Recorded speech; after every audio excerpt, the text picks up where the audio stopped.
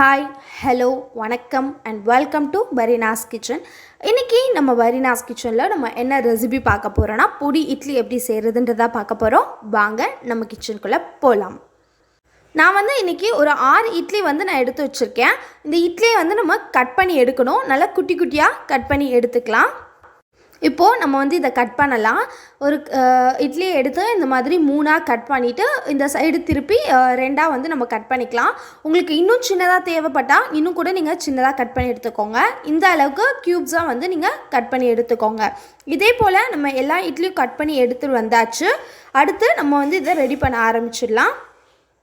பாத்திரத்தை ஸ்டவ்வில் வச்சுட்டு இதில் நம்ம ஆயில் சேர்த்துக்கணும். உங்களுக்கு நெய் பிடிக்கும் அப்படின்னு நினச்சிங்கன்னா 2 டீஸ்பூன் நெய் 2 டீஸ்பூன் ஆயில் சேர்த்துக்கோங்க. நீங்கள் ரிஃபைண்ட் ஆயில் கூட யூஸ் பண்ணலாம். அப்படி இல்லைனா தேங்காய் எண்ணெய் சேர்த்துக்கோங்க. தேங்காய் எண்ணெய் நல்லா வாசனையாக இருக்கும். எண்ணெய் நல்லா காஞ்சதுக்கப்புறம் இதில் 1/4 டீஸ்பூன் அளவுக்கு கடுகு சேர்த்துக்கலாம். அதே போல் 1/4 டீஸ்பூன் அளவுக்கு உளுத்தம்பருப்பும் சேர்த்து கொஞ்சமாக கருவேப்பிலையும் போட்டு தாளிக்கணும். உளுத்தம்பருப்பு நல்லா ஃப்ரை ஆகி வரணும். வந்ததுக்கப்புறம் நம்ம இதில் வெட்டி வச்சுருந்த இட்லியை சேர்த்து லைட்டாக நம்ம பெரட்டி விட்டுக்கலாம். ஆல்ரெடி இட்லி ஹார்டாக இருந்துச்சுன்னா நம்ம எண்ணெயில் போடும்போது சாஃப்ட் ஆகிடும். அதுக்கு தான் நம்ம இந்த மாதிரி பண்ணுறோம். இப்போ ஒரு 2லேருந்து 4 டீஸ்பூன்ஸ் அளவுக்கு இட்லி பொடி எடுத்து அதை நம்ம சேர்த்துக்கலாம். சேர்த்துட்டு லைட்டாக உப்பு டேஸ்ட்டு பார்த்து சேர்த்துக்கலாம். உப்பு ஆல்ரெடி மாவில் இருந்தாலும் உங்களுக்கு உப்பு டேஸ்ட் பார்த்துட்டு சேர்த்துக்கோங்க. சேர்த்து இதை நல்லா இந்த மாதிரி பெரட்டி விட்டுக்கலாம். உங்களுக்கு தேவைப்பட்டால் கொஞ்சமாக எண்ணெய் இல்லைனா நெய் நீங்கள் சேர்த்துக்கோங்க. இதே போல் நம்ம பெரட்டி விட்டுக்கலாம்.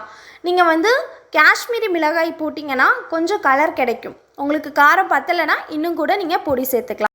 அவ்வளோதான், நம்மளோட பொடி இட்லியெல்லாம் சூப்பராக ரெடி ஆகிடுச்சு. இப்போ நம்ம இதை டேஸ்ட்டு பார்த்துடலாம். பாருங்கள் எந்த அளவுக்கு மசாலா எல்லாம் ஒட்டி வந்திருக்கு அப்படின்னு சொல்லிட்டு. இதோட டேஸ்ட்டு சூப்பராக இருக்குது.